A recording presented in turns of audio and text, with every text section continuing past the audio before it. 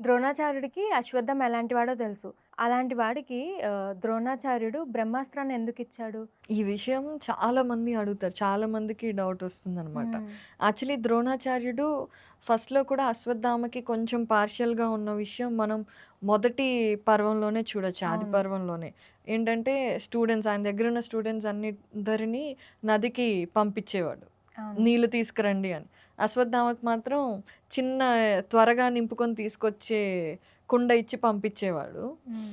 అశ్వత్థామ తొందరగా రాగానే స్టూడెంట్స్ అందరికీ చెప్పని కొన్ని విషయాలు అశ్వత్థామకు చెప్పేవాడు. హ్మ్. ఈ విషయం కనిపెట్టిన అర్జునుడు కూడా తన విద్యతో ఫాస్ట్‌గా నీళ్ళు నింపేసుకొనొచ్చి అశ్వత్థామతో పాటు ఇవన్నీ నేర్చుకునేవాడనమాట. హ్మ్. సో, ఒకటి ద్రోణాచార్యుడికి కొడుకు అనే ఇది ఉంది. అవును. డెఫినిట్‌గా అశ్వత్థామ ఎలాంటి వాడు, తనకి కోపం వెంటనే వస్తుంది. తనకి కోపం వచ్చినప్పుడు ధర్మం ఏది, అధర్మం ఏది తెలుసుకోలేడు, వ్యత్యాసం తెలీదు అనే విషయాలు ద్రోణుడికి తెలుసు. హ్మ్. అందుకే ఉపసంహారం అనేది నేర్పించలేదు.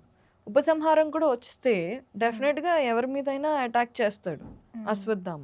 బట్ నువ్వు అడిగిన ప్రశ్నకి ఇంకా కరెక్ట్‌గా ఆన్సర్ తెలియాలంటే లిపి ఎపిక్స్‌లో చాలా వివరంగా ఉంటుంది.